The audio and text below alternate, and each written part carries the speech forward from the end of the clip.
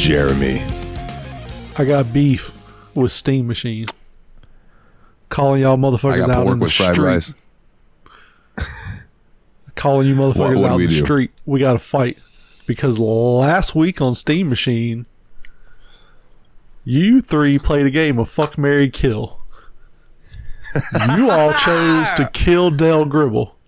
And then Dale Gribble died. Like so the next day. Fuck you, Nate and Willie. The next day. We woke up and the voice actor of Dale was dead. And I was like, oh, shit. Yeah. Steam Machine killed Dale Gribble. There's something weird about the Steam Machine, man, because when we talk about things on that show, they just magically happen. Like, I cannot count how many times we've been like, man, I wish that game would come to PC. And then within a month, it's like, oh, such and such game is coming to Steam. And we're like, what the fuck? All the time. So this doesn't, sadly, this doesn't surprise me at all. Yeah. So no more Fuck, Marry, Kills on Steam Machine. Dane. I was like, don't we have one on this show? I guess this show doesn't count. Never mind. Nobody listens to the show, so it's fine. Hey, we have a solid like 21 people that listen to this show. There we go. They're no one of influence though. I don't know that. Maybe Bill Gates is one of our listeners and he's just quiet. Who knows? I highly doubt it. Highly doubt it. Plus, fuck him anyways. If you're listening to this, Bill Gates, fuck you. And why don't y'all talk about me winning the lottery on Steam Machine? Because that's what I need to happen. Because guess what? Your boy is unemployed. Yeah, man. You want to jump right into that? Yeah. Right, so I closed the store down on the 12th. That's been since we recorded last. That was the last retail day. Today was the last day I was actually in there doing shit. I loaded the last of the stuff up, cleaned some stuff up, and fucked off. Left the keys, all that good stuff. How'd it feel? A little bittersweet, but like literally I was up there yesterday painting and cleaning shit, and some motherfucker walks up to the door. Like the place has been repainted white. There's nothing in it. Motherfucker walks up to the door, is like, are y'all closed? I was like, yeah, we're closed. He's like, oh, that sucks. So yeah, I mean, it's not all bad. But yeah, kind of sucked a little bit. Now I got to figure out how to pay the bills. I'm gonna try to buck the system and just do gig work and cover the bills. If it doesn't work, I'll go get a job, but I really don't want to go get a job. I feel that, dog. I'm probably going to yawn a lot in this episode. Because I'm tired as fuck. Shit. It's been a long couple weeks. But that's a good transition into Meridian, the thing that I have written down. So do you know what Meridian is? I don't know if it's just a local thing here. That line going vertically down the center of the earth. Okay, so Meridian is a clinic, I think, like here in Florida. I don't know if there's more than one, but when someone gets Baker acted, they get taken to Meridian. Now, for people who don't know, when you're Baker acted, I don't know what the act is other than it's the Baker Act. But basically, it's when people think that you're going to kill yourself, they can Baker act you. Because they think that you're going to intend self-harm on you, and they will throw you in a fucking room and lock you up with nothing sharp and nothing you can kill yourself with. Until you talk to therapists and like they get you out of that funk. The Baker Act is a Florida law that enables families and loved ones to provide emergency mental health services and temporary detention for people who are impaired because of their mental illness and who are unable to determine their needs for treatment. Yeah, there you go. I didn't realize it was just a Florida thing. That's a double-edged sword. Because... Yes, it is. While that's very necessary for some people, it's a way to fuck with people, too. Because I could just call and be like, my cousin Dalton Suter at, such and such address is talking about killing himself. And they can just come get your ass and lock you up. I don't know if it's that easy, but Yeah, basically. Jeremy's yawning, and I might have to mute my mic to cough a bunch because I am getting over having COVID. Yeah. But Meridian. I think I had COVID. Just a quick side note. I think I had COVID during the last 2 weeks, but I took the Trump approach of if you don't test, you don't have COVID. So, yeah. I definitely had like a stuffy nose for like 4 days. Just felt kind of meh. But if that was it, bro. Well, are you fully vaccinated? Yeah. I don't have the boosters, but I have the first 2 shots. I got the 2 shots and I got 1 booster. I haven't gotten any more, but the first few days I thought I was just regular sick. You know what I mean? I had a fever, nose was stuffy. Then the fever broke and went away, and I just had a stuffy nose. So I'm like at work, and they're having me. Well, I take that back. I'm sorry. I had a fever and stuff, but my nose was fine. And then the fever broke, and I went to work, and I'm working with dust because they were having me clean in the back because there was nothing else to do. So my nose just becomes already because of a dust. So I didn't think anything of it. So Monday comes, and I test. This is last Monday. And my grandpa had gotten COVID while he was in the hospital because he had gotten rushed to the hospital because he couldn't breathe. Right? Yeah. So he gets to the hospital. It turns out he had fluid on his lungs and his heart and stuff, and they've been having to try to take care of that. So he got COVID. So what you're telling me is he couldn't breathe, and he got rushed to the hospital, and the hospital was like, "We'll solve you with a respiratory illness." Yeah, pretty much. Luckily, he's vaccinated and fully boosted too. But so he got COVID, which then, because my grandma and my mom were going to visit him, they both got COVID. So I get home from work the day that I find out my mom's got COVID, and she's just chilling in the living room with my dad. And I just looked at her and was like, so I guess y'all just said the whole fuck social distancing thing, huh? And mom's like, would you be more comfortable if I went in my bedroom? And I went, no, I'm about to fuck off. I don't care what you do. And I got my stuff and I came in my bedroom. All right. So Monday, I'm feeling like shit. Take a test. Positive. I had already taken 3 or 4 of them. They were all negative. Took this one, positive. Son of a bitch. Waited a little while, took another one. Positive. I took that strip. I walked out in the living room to where my mom and my dad were sitting. And I looked at my mom and I held it up and went, you just had to fucking be around us, didn't you? And I was like, you just couldn't fucking social distance, could you? Seriously. Are you fucking kidding me? And then she was like, well, what do you want me to say? I said, I don't know. But I'll tell you what, I can't fucking afford a whole week off of work. And guess what I'm going to have to take? I was like, that's going to hurt both of us because you take half my paychecks to help go towards bills and stuff. So like, sucks for us. And then I went back into my room. But at the same time, was I kind of being a dick?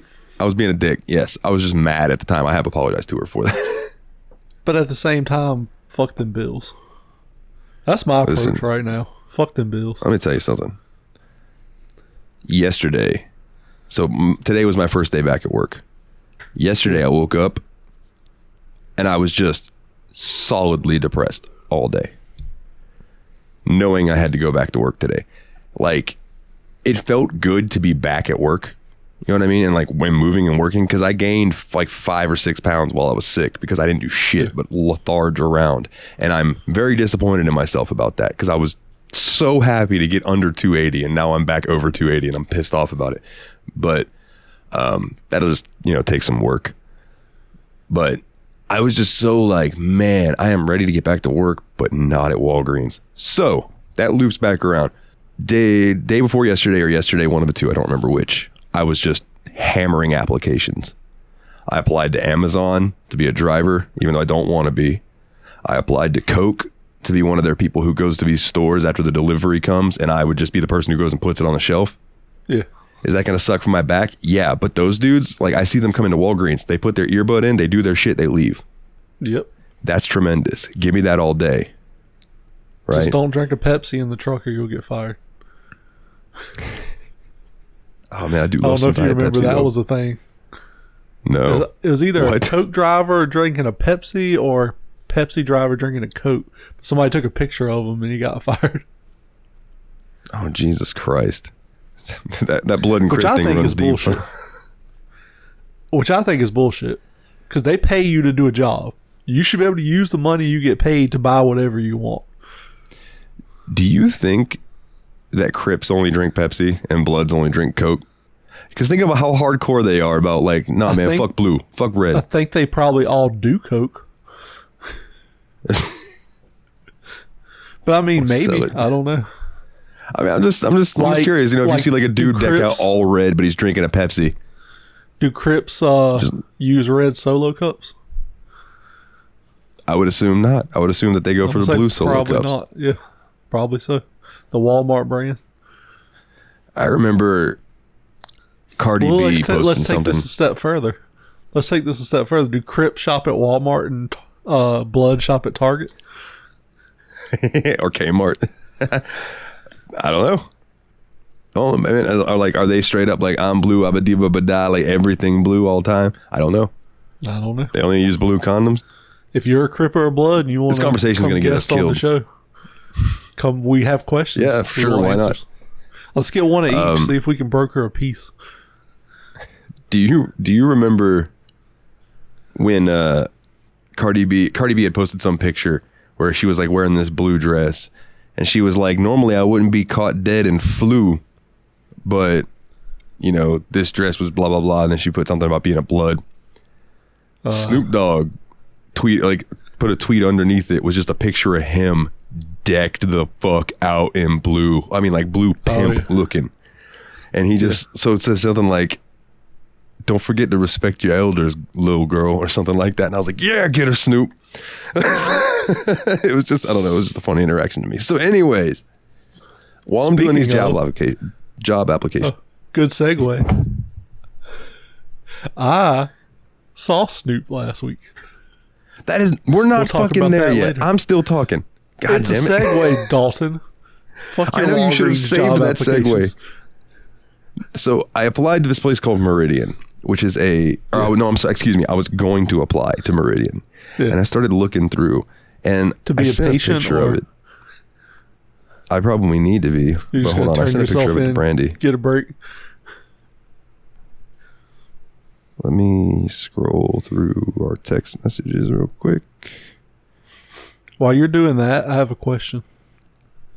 Okay. What is it called if you pull your butt cheeks apart and rub buttholes with another person? A Swedish kiss? An Australian kiss? No, that could work too. No, that's a French kiss, but down under. French kiss, but down under. Where the fuck, dude? All right, so I don't know where the picture's at. Oh, maybe I didn't send it to her. I sent it to the boys. Excuse me. I just want to get this information correct.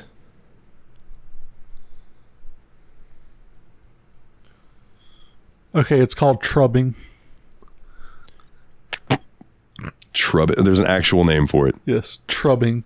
So when you rub your buttholes together with another person's butthole.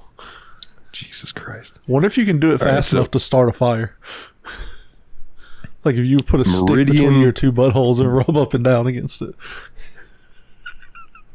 I have made ass fire. Get an asshole splinter. So Meridian Behavioral Healthcare was looking for a customer service specialist. $15 an hour. Okay. Here are the requirements. Customer service experience. Got that.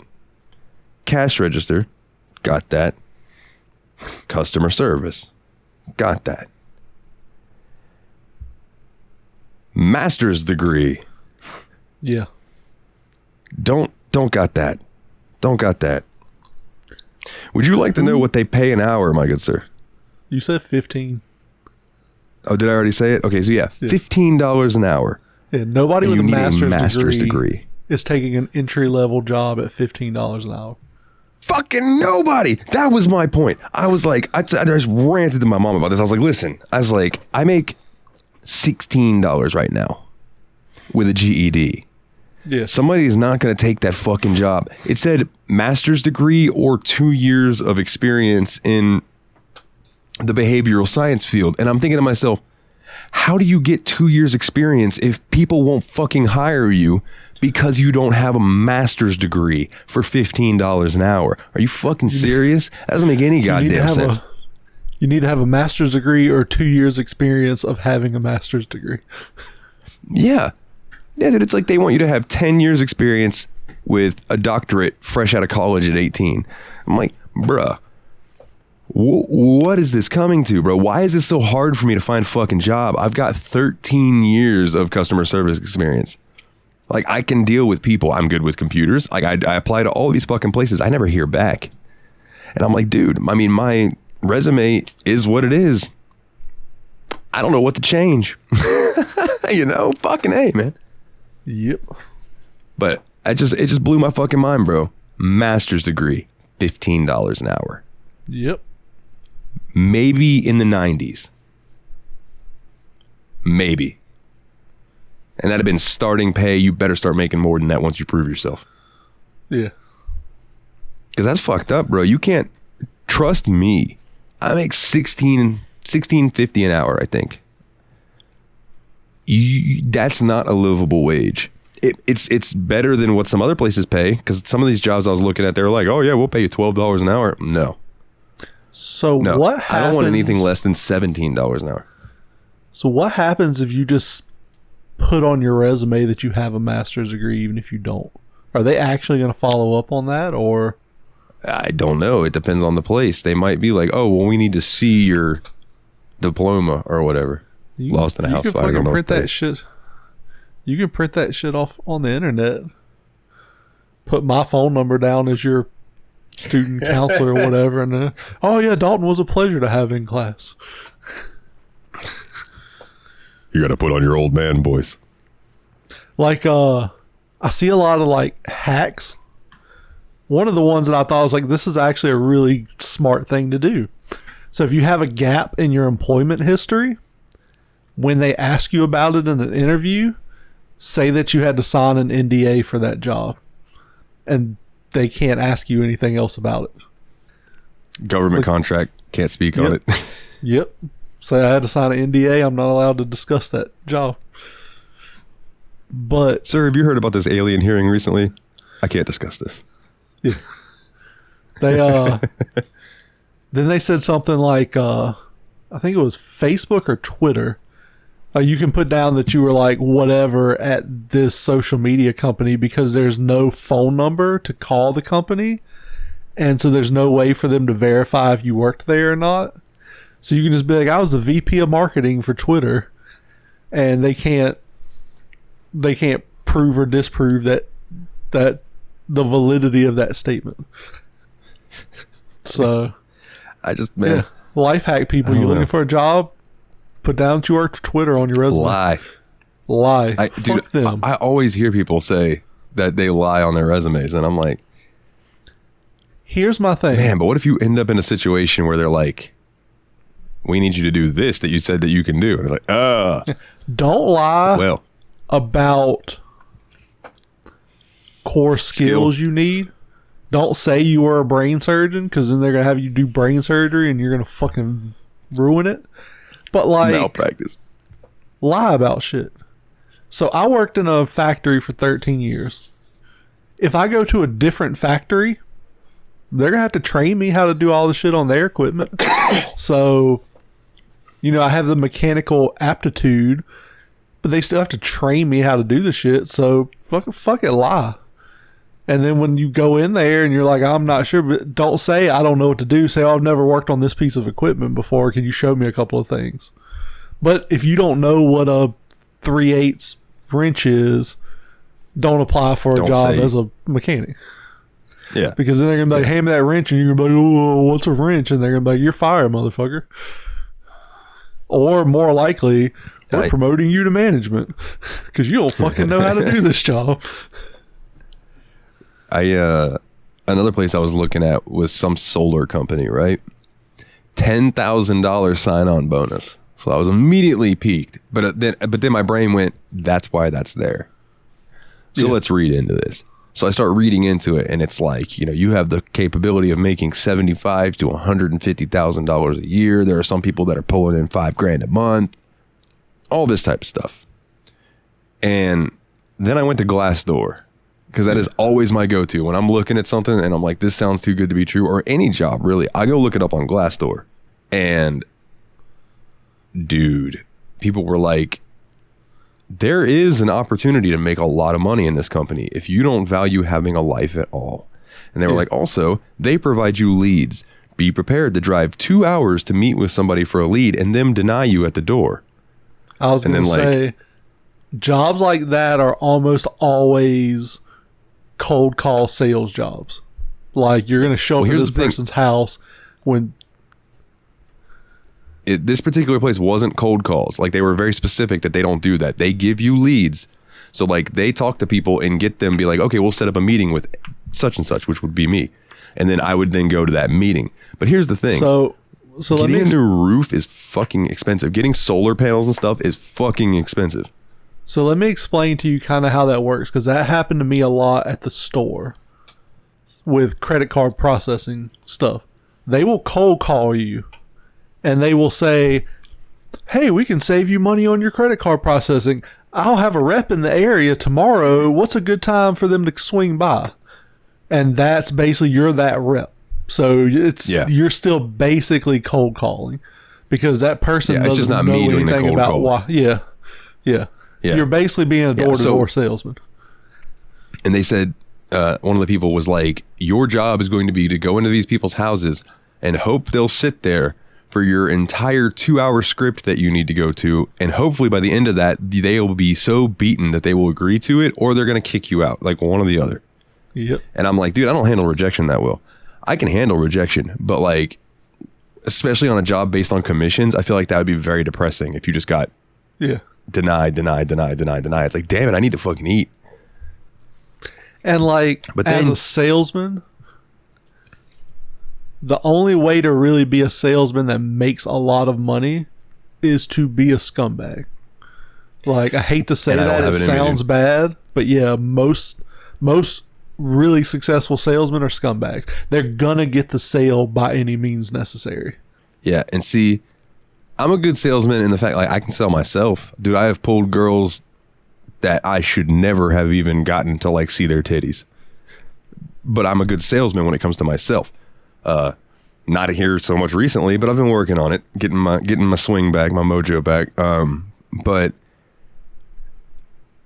I can't, in good conscience, try to talk somebody into something that is going to be detrimental to them. That's why I don't do the credit card thing at work. They're giving us some incentive where we get like $4 or $5 per credit card sign up or whatever, and I'm like, dude, there's an opportunity to make a good, decent extra on your check. But I don't have it. Talk about that 1 or 2 shows ago. Maybe somebody does listen to this show. I think we did discuss it because we were talking about that. I got a nickel per candy bar that I sold or whatever.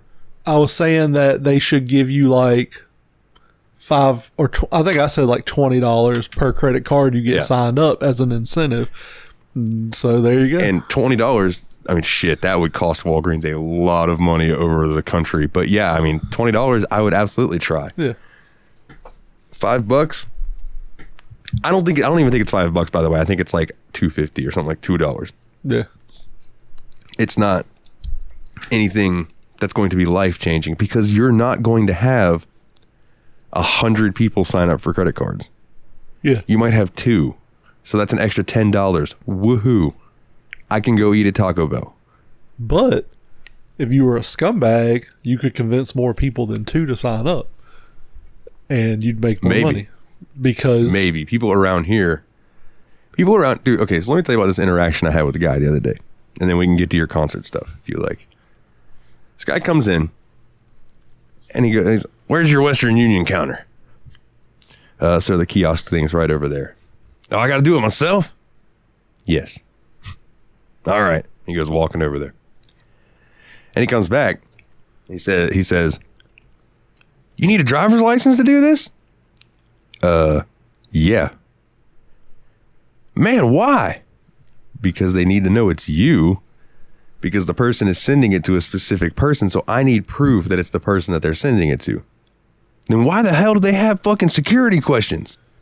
Because those also help prove that it's you. He's like, so I just need an ID. Yes. Let me use your ID. And he was dead fucking serious. And I looked this man directly in his eyes. I stared into his soul. And with everything I had in me, I just said, no. And it felt so good. I didn't even entertain it. I didn't laugh. I was just like, no. And he's like, man, this is fucking ridiculous. Well, I guess I'll go try to find my ID. Rode my bike all the way the fuck up here. Said, hey man, go try Hitchcock's. They might be able to help you out. Knowing in my head, they're going to tell him the same shit, right? But I just want him to ride his ass across town because fuck him.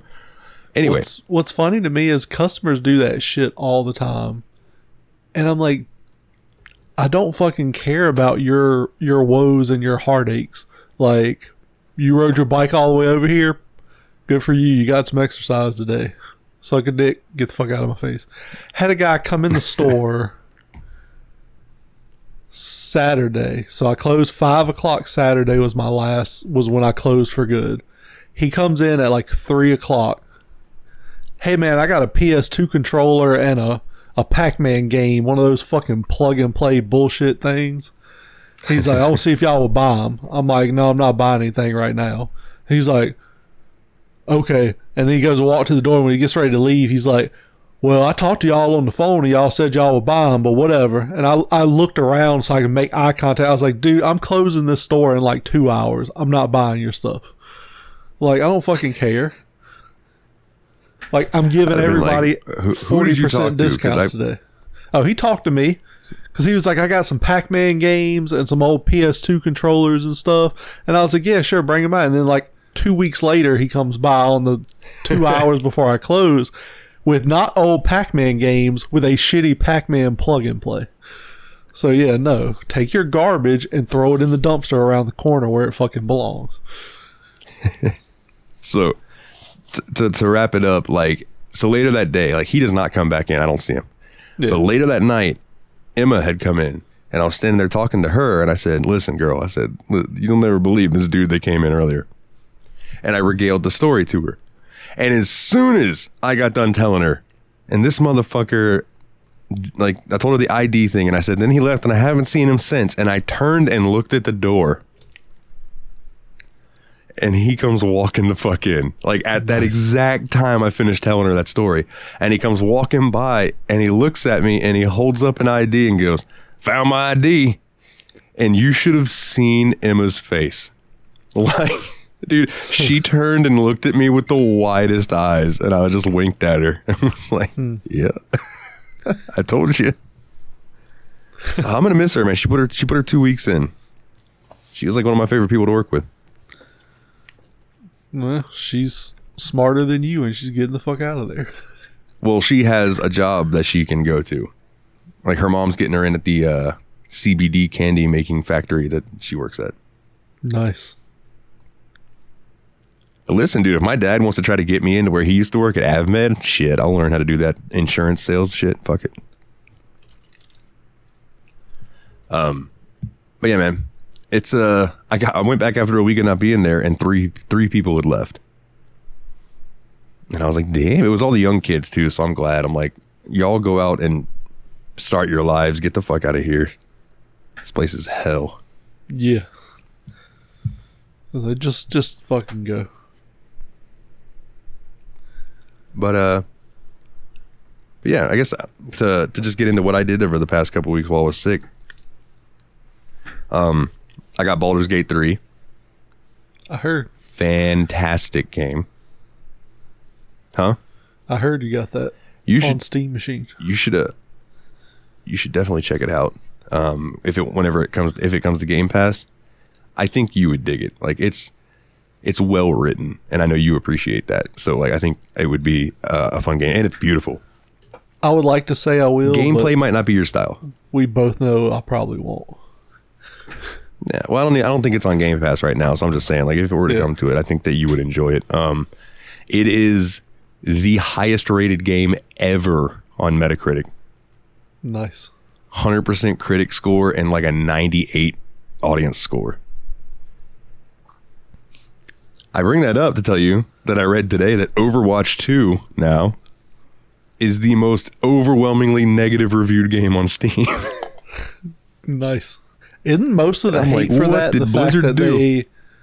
Isn't most of the hate for that the fact that they just shut down the first game when the second one came out? And a lot of people were pissed off about that. You know what? Let me go look because I do not know. But we can. I seem to remember hearing something about that because, like, when Overwatch 2 came out, they shut down the servers for Overwatch 1, and if I remember correctly, none of your shit transferred over. So, like, people who've been playing for years and unlocked all this shit had to start from scratch. I'm like, that's fucking horseshit. So, here we go. These are all from today. Thumbs down, period. Bring back Overwatch 1, make it back pay to play, and remove Battle Pass. Thanks, Blizz, your most valuable player. It's a fun game at its core, but everything surrounding it is a piece of shit. Go to hell, Blizzard. Fuck this shit. It's just Team Fortress 2, but without skills or any creativity.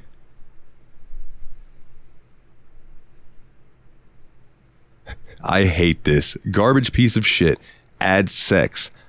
Awful management ruined the game with profit-oriented decision-making, absolutely deaf to the community's needs and wants. If you spend money on this game, you are actively encouraging the worst business practice this industry has to offer. Damn. Yeah, because they basically, Overwatch, for those who don't know, was a game you bought and then you played online. And Overwatch 2 came out as free-to-play with battle passes and microtransactions and shit. And to make sure you did that, Blizzard shut down the servers for Overwatch 1, making it a worthless game. So, yeah. So think about the people who went out and spent $20 to buy a copy of Overwatch like a month before that. And they got to play it for a month and then shit just shut down. You know? Like, there have been, I can only equate that, and I didn't spend money on them, but there have been times where I've like installed a free-to-play MMO or installed a phone game, and they're like, hey, enjoy this because the servers are shutting down in a month. And you're like, what the fuck? What? Yeah. Damn it. But what can you do? Let's see, what else? I worked on Brandy's birthday gift that I'm making for her. We got that finished. A little nervous to give it to her. But that's just because of who I am and how I am. No. It's not a bad idea, though. If she's listening, she's like, I can hear her voice in my head. Dalton, I don't want your dick in a box. She wants it in her box. So, zing. If only.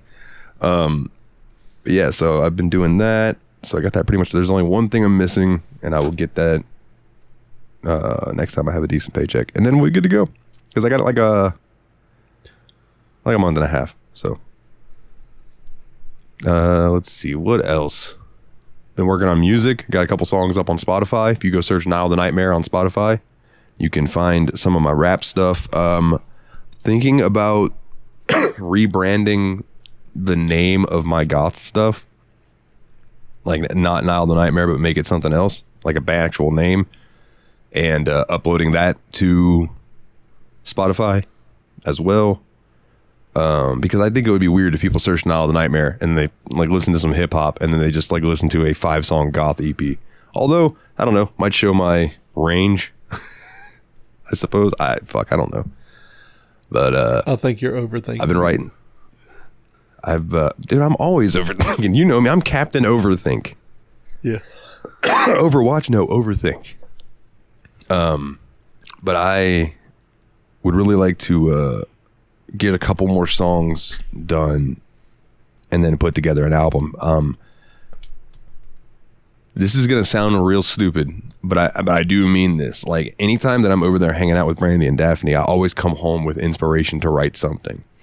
And I haven't seen them for like going on 2 weeks because I've been sick and stuff. So it's like I haven't had the motivation to write anything. So I haven't.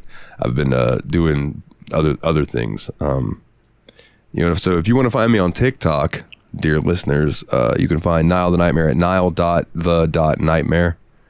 And then if you want to see my personal TikTok where I put up like vocal covers and things like that, it is DJ Viper 352, I do believe. But yeah, that's what I've been up to, man. And you've been to a bunch of concerts and shit, so let's move on to that. I've been doing a bunch of shit. It's been a very busy 2 weeks. So let's see. Been getting his dick sucked. I did get my dick sucked a couple times. Let's see. I busted out my toy today that I have. I need to get a new one, man. That thing is just not fun anymore. I mean, it never was really. It's not great, but I need to get like a real. You need a bigger dildo. Your ass just doesn't respond to that one anymore. Man, I need one of those. Get one of those fucking. Get you one of those fucking inflatable butt plugs, man. I want to get one of those things that worth every penny. Lays a fucking alien egg in you. Did I ever show you that inflatable butt plug? Yes, you did. I have one, and it swells up. I'm talking about like fucking real cantaloupe size, probably. Like, yeah. Pour a bowl of cereal in a girl's ass and eat it. Put that in there. It has the little fucking air bubble like a blood pressure cuff. You twist the little thing shut and let me pump you up, baby, in more ways than one. You up. Jesus Christ. So let's see. I went to I'm going to say genuine bucket list concert. Oh, always. I went to a genuine bucket list concert. One of the best concerts I've ever been to. It was Too Short, Warren G, Wiz Khalifa, and Snoop Doggy Dogg. And it was absolutely fantastic. Like I said, one of the best concerts I've probably ever been to. I only have one question. What?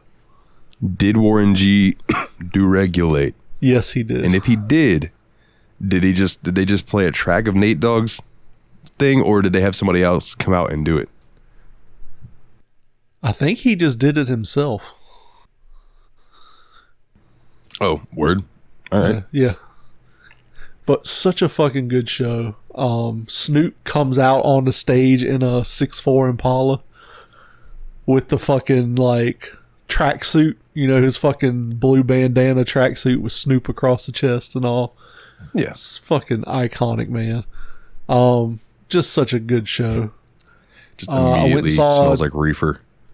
Oh, dude, there was a guy who opened, what was his name? Fuck. He runs like a big weed shop in SoCal. I can't remember his fucking name. But dude, he had like 3 or 4 of the acts were throwing fucking joints out into the crowd and shit. This motherfucker was throwing out shit that I swear to God was like the size of my thumb around. Like them big fat motherfuckers you see in movies and stuff. This motherfucker was throwing them out in the crowd. I was like, hell yeah, man. I wish I had fucking closer seats for this one. So I went and saw that. I went to see the new Teenage Mutant Ninja Turtles movie, which was also absolutely great.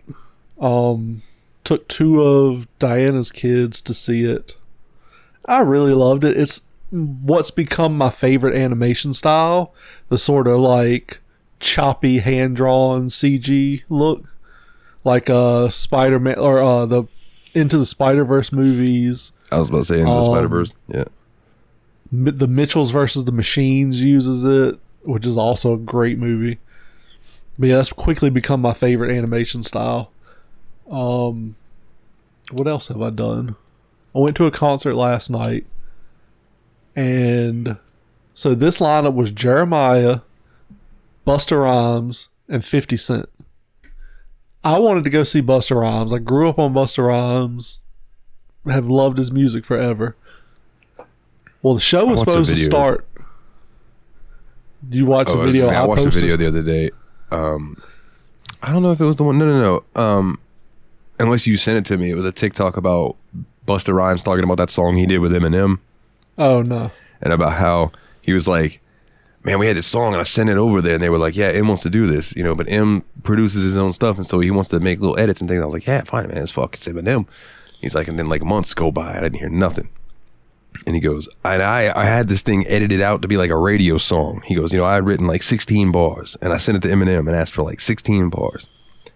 He sent me a song back and that motherfucker gave me 42 bars. He goes, nice. So I was like, okay. So I scrapped my 16 and I went back and I wrote 50 bars. And nice. I don't remember what the name of the song is. But if you look up Eminem and Busta Rhymes, it's that song. And it's just as ridiculous as you would imagine it would be. Saying, like, it's like a 6.5 minute song. And it's there's so many words, dude. So many words. Anyway, continue. So the show was supposed to start at 7. We had severe thunderstorms come through. So we get there at 7 and they still haven't opened the gates. So we're like, fuck it, you know, it has stopped raining. So we're like, let's go get in line. And we get in line, there's probably 200 or 300 people in front of us at this gate. Like, just, I mean, thousands and thousands of people between the two gates.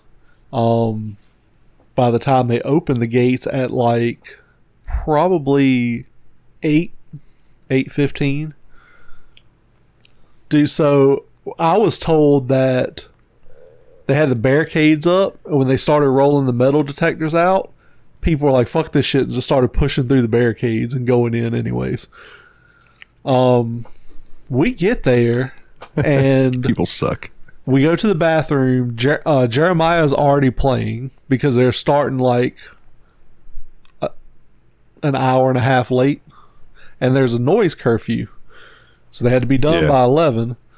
So he's already playing by the time we get in there. We go to the bathroom. I don't really give a fuck about Jeremiah, so I don't even know who that is. We get in line to get some drinks, and motherfucker just walks up between the lines and gets in front of us when it's our turn to go up to the register. I don't say anything because, like, I ain't trying to start a fucking fight. Orders 2 fucking, like, vodka lemonades or whatever. And the guy's like, I can only serve you one at a time. And some girl walks up, I'm guessing his girlfriend or wife, whatever. He's like, oh, one's for her. So the guy starts making the drinks and she walks the fuck off. So the guy's like, well, I can't give you 2 drinks. He's like, she has to come back and physically take one of them and walk away with it. It's like they won't serve you 2 drinks at the same time there. And so luckily he finally moves the fuck, like, took forever. He finally moves out of the fucking way. We order our drinks.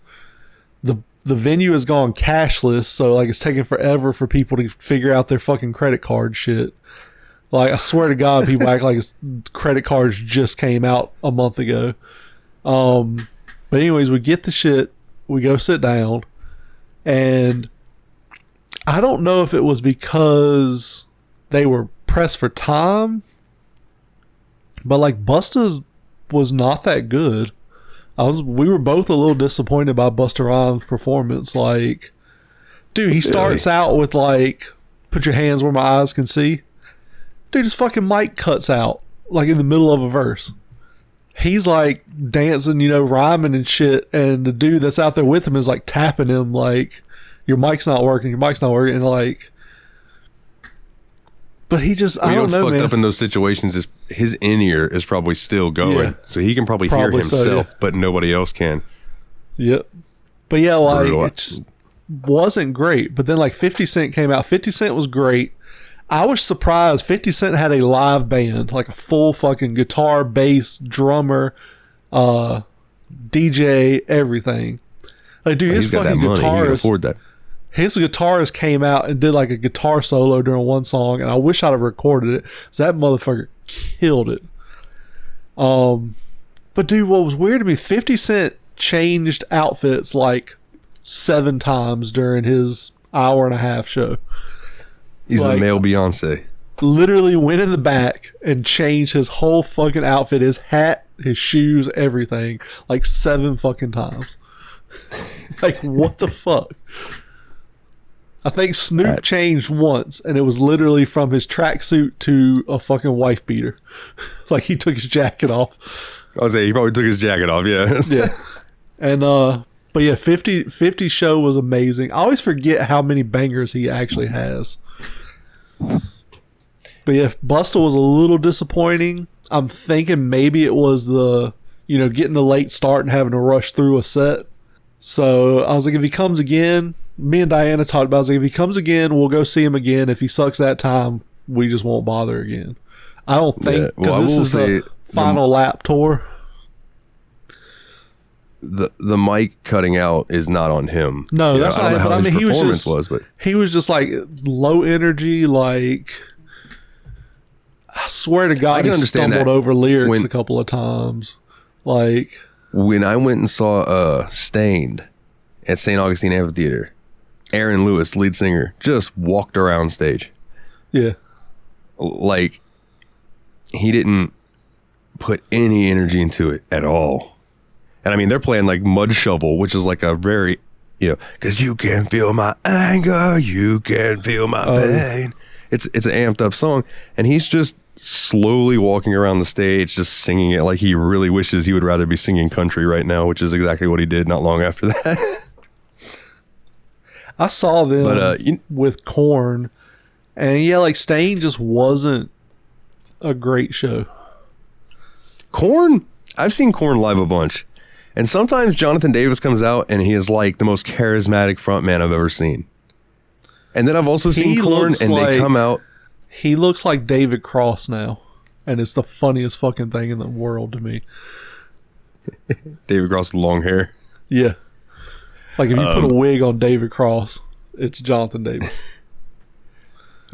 But there's been times I've seen Korn and they came out and they played their first song. And they played their entire set and walked off stage and didn't address the crowd at all. Oh, wow. So, I don't know. It's been weird. But speaking of Snoop Dogg, you know what one of my favorite verses of Snoop Dogg is? What? Is from this, I think the song's called Bow Wow from Lil Bow Wow. Yeah. Snoop just comes in on this song. It's just like, bow wow wow, yippee yo, yippee yay. Wolf motherfucker, the dog came to play. Cow gun, take me away. I'm in the dirty with my nephew Jay. Izzy, busy, boy, we getting busy with Lil Bow Wizzy. This off the hizzy. I threw him like a frisbee, and Jay came back like a boomerang. The dog pound gang, $100,000 chain. What you say, JD? And then that dude's like, bling bling, money ain't that producer they always use. You know what I mean? Oh, yeah. You ask me again, and I'm gonna tell you the same. I'm flipping on these, I'll say players, while I'm cripping on these players, right? Because buck one, buck two, buck three, buck four. You standing on the floor, busser, but you can't trust her. It's a good thing. Now all my homies represent your thing. Now put it up. Now click, clack it up. Now go on and back it up, because I'm going to smack it up. I give it to you doggish style. Big bow wow in your mouth. Bow wow. And I'm just like, God, I fucking love Snoop Dogg. And then little kid comes in. Bow wow wow, yippee yo, yippee yay. It's just, he just puts this fire verse on this little kid's song, and it's just fucking awesome. Oh, yeah. I love One Snoop. of my favorite Snoop, lines, it's not OG. a Snoop line, but it's from a Snoop song, is on Drop It Like It's Hot, when dude's like, eligible bachelor, $1 million boat. That's whiter than what's spilling down your throat. That's whiter than my cum spilling down your throat. Jesus. Dude, yeah, Snoop. I can't, I'll say the word playa again, because I don't like to use that other word anymore. I used to rap it like nothing, but now I try to avoid it. Snoop got that song, 10 little crip players running outside, all running dogs with them banged out rides. It's such a catchy song.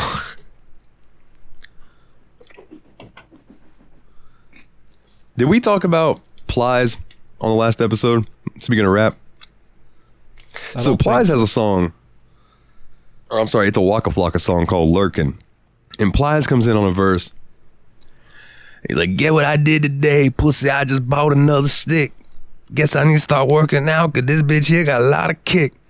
Anyway, he goes through and he does his rap, and there's one part where he says, 250 rounds, pussy, blast that. And I always thought he said, blast that Aaron Carter shit. And I was always like, that doesn't make any fucking sense to me. Blast that Aaron Carter shit. So I finally looked up the lyrics. It's just because Plies doesn't know how to talk. So he says, 250 rounds, pussy, blast that Al Qaeda shit. He says Al Qaeda.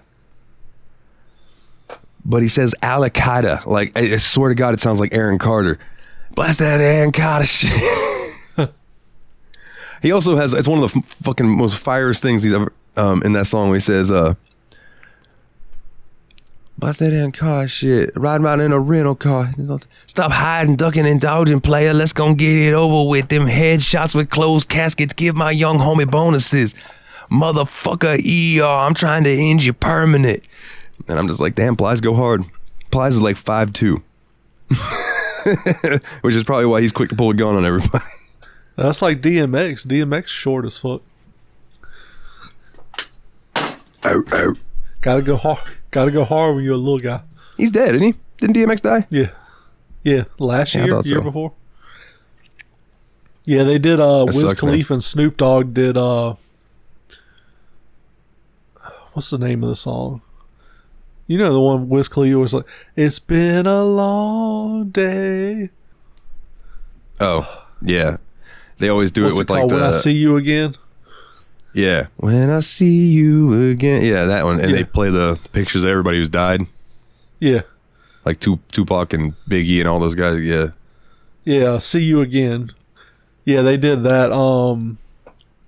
That song, that was the song they wrote for the Fast 7 movie when Paul Walker had died. Like, that's the song they played at the end. Everybody, all the fucking dudes in the audience crying and shit. I ain't gonna lie, I fucking like got the little lip tremble to. Dude, it does not take much to get me to cry at something emotional these days. Now that I'm older, and like, again, this is gonna sound dumb, but like, being around Daphne more, like this little girl, has like opened up this part of my heart that is like all this emotion that I didn't realize was in there. And now I start to like see these things about kids getting picked on and stuff, and I'm like, I hope that never happened to her. You might want to see a doctor. You might want to see a doctor. Sounds like you got a swollen bitch gland there. Jesus Christ. So anyway, but like also like things where like if something, like say it's like somebody's, I'll use dogs for example. It'll be like a video of somebody being like, well, today's my dog's last day, so I went and got him cheeseburgers, and we had he did all the things that he loves to do, and there'll be this sad music playing, and suddenly I'm a blubbering mess. Yeah. Sitting on the toilet taking a shit crying. It's not a good feeling to be that guy, but I am that guy. So I probably would have teared up a little bit at that concert. Oh yeah. If I was like not just blazed. Oh, you'd have been blazed. I'd have been taking deep breaths of that air. Them motherfuckers are out there high as shit.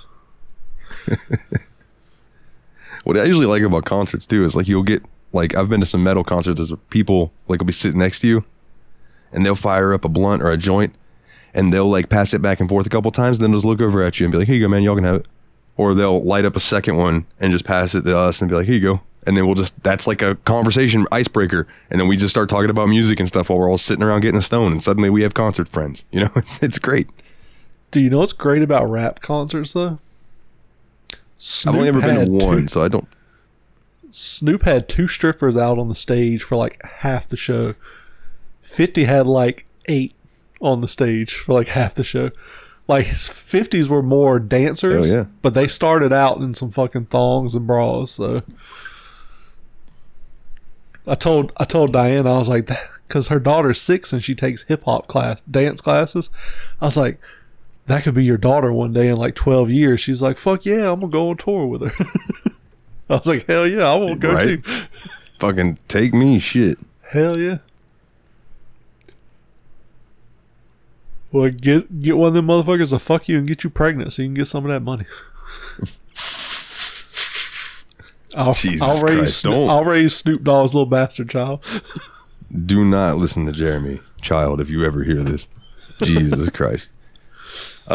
So moving on, I suppose, something that happened recently inspired me to think of fights.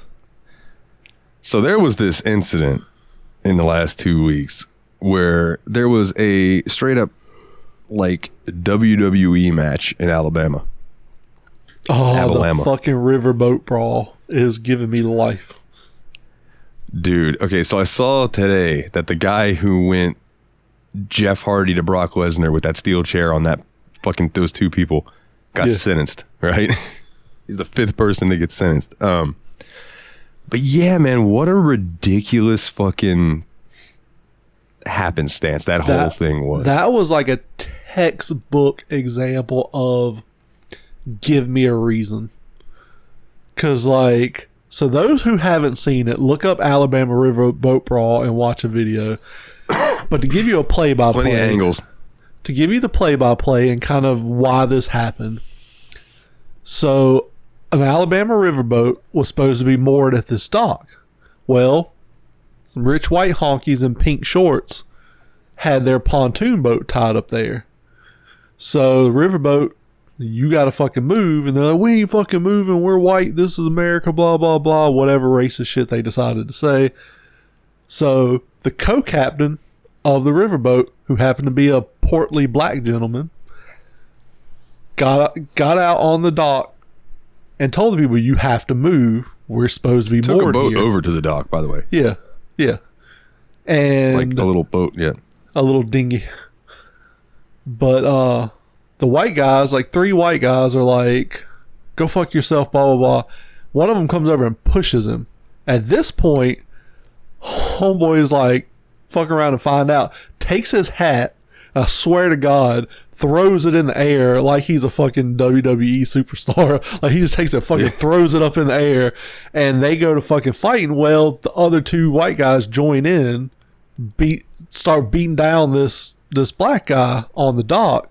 And did you see Endgame? Avengers Endgame. If you've seen Avengers Endgame, the part where the portals open up and just a flood of superheroes show up, start whooping ass. Oh, I saw that meme. The fucking black portal opened up and all these black people just showed up out of nowhere. One 16-year-old dude jumped off the riverboat and swam across the canal to go whoop somebody's ass. Not only that motherfucker swam across the canal, hopped up, kicked somebody, then grabbed a dude and straight rock bottomed his ass and started whooping that ass. And I was like, hell yeah. So the white dudes were like, oh shit, motherfuckers are showing up to help. They go to get back on their boat. And these guys are like, you fucked around. It's time to find out. They went on the boat. And at this point too, there are other people just starting to fight. Like there are like white women and black women are fighting. Randomly fighting. It just became a big brawl. Yeah, like it just became a race war in Alabama. Like this shit has been stewing for a while, and this was like, you set the pot on the stove and the bubbles just finally reach the top. You hear that little bit of water fall over and sizzle on the eye. That was that little bit of water. Just for the race war boiled over just enough, and everybody black jumped on everybody white's ass up there, and I was fucking cheering them on the whole time. Some old dude found a chair somewhere and he just started whacking motherfuckers with it. There was a lady, old white lady, just sitting on the ground. I don't know why she was sitting on the ground. I think she got knocked on the ground. But he walked over and crowned her with this fucking chair. And now, bam! Let me say, it was not a steel chair WWE style. It was one of those like flimsy plastic ones. So like it hurt, but it didn't do any damage. But they did charge. I can imagine it made a good crack. The cops were there, and they were just kind of watching everything unfold. And when he hit one dude, and the cops were just like, eh. And then when he hit the lady that was sitting on the ground, they're like, all right, we got to fucking handcuff you now. Yeah. Then he turned around and cracked that fucking lady in the head, and they were like, okay. And they grabbed him and threw him to the ground. Back of the head. I mean, bro, crowned her like she was queen. Yeah. Just Jesus Christ. If that had been a steel chair, it might have broke her neck. He probably would have killed her ass. Because he won't tapping. He was putting some fucking force behind it. Dude, he was swinging for the fucking home run, son.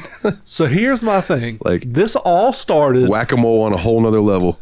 This all started because some privileged white people didn't want to move their boat.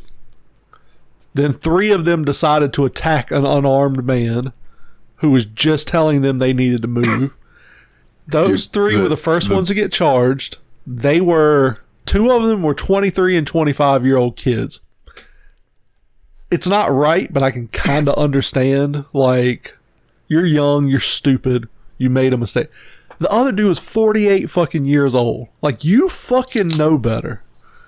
Like, you thought because you were white, you were just going to be able to beat this motherfucker's ass and nothing was going to happen to you. And I fucking applaud them people for beating the ever-loving shit out of you. I wish they'd have drowned your ass in that fucking canal. Like, you deserved it. He fucked around and found out.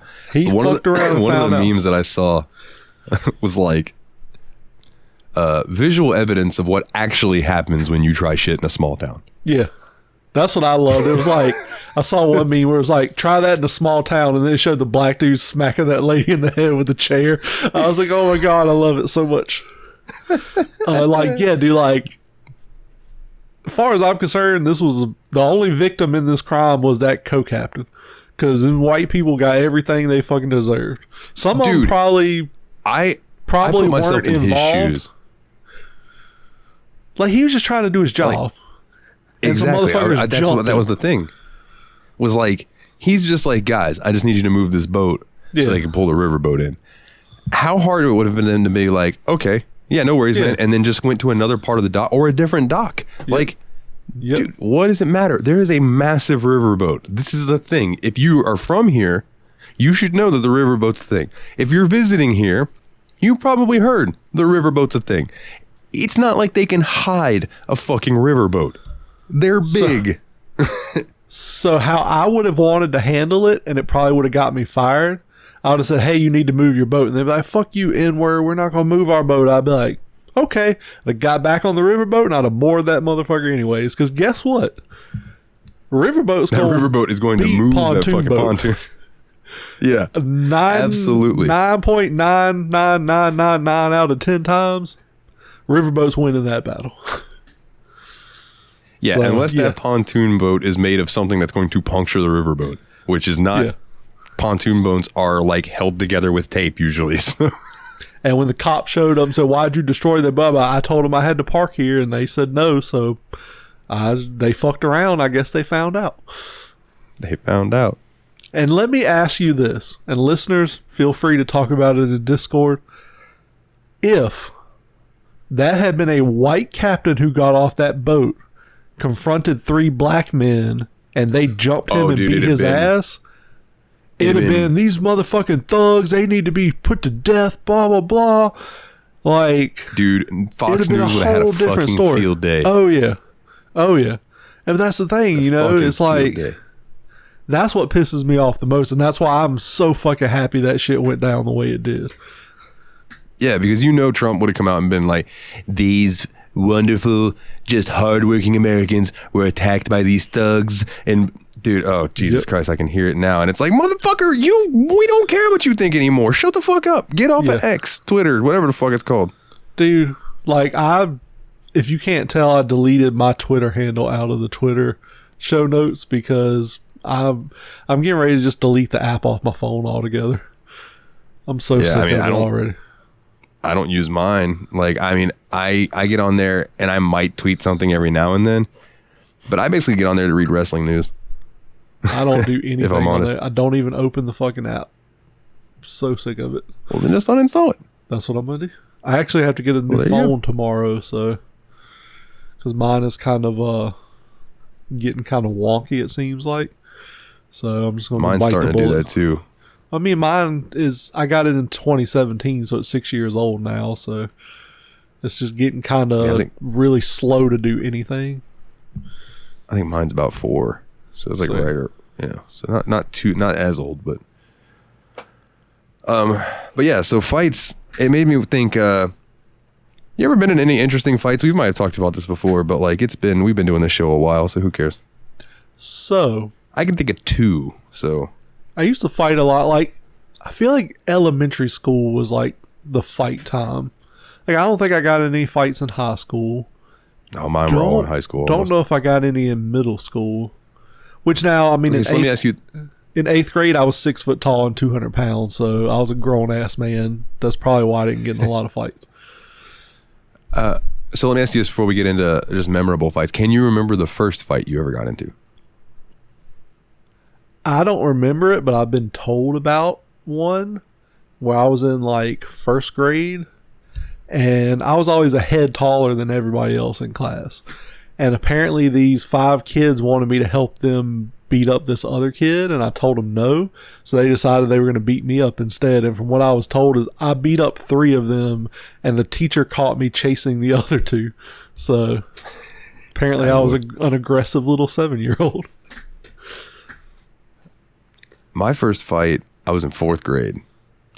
And I remember there's this kid, his name is Maurice, and me and him are super chill now. He's a super chill dude, but he was like one of the only black kids that I feel like maybe he felt like he had to be the way he was because of that reason. Oh, yeah. You know what I mean? Which, here's funny. Maurice is like, when you talk to him, he's like, yeah, man, what's up? How you doing? Yeah. He's got a super deep voice. Oh, yeah. You talk to his brother, Michael, who is objectively a bigger dude than him. He's like, hey, baby, how you doing today? Oh, I'm doing good, sugar. You know, he's like, I love it. I call him Big Sweet Mikey. Sweet Mikey. Like, he's such a cool dude. Both of them are great guys. But anyway, so Maurice was kind of a bully back then. And he was just bullying. And we were on him and my buddy Cody had gotten into it arguing. So when you got in trouble at recess, you would get put on the fence. Yeah. So you'd have to go stand with your back to the fence with your arms behind you, and you'd stand there all recess. So they were standing there, and I was on the swings, which was near it, and Maurice just steady talking shit. And as we were going to leave, I said something like, you know, don't try me. I'll lay the smackdown on you. Because I was a wrestling kid. You know what I'm saying? Yeah, we always use that bullshit. Yeah, and he said, no, you're try wrong. me, motherfucker. And it was one of the first times I'd ever been called a motherfucker. He goes, try me, motherfucker. And he shoved me. So I decked him in his fucking mouth.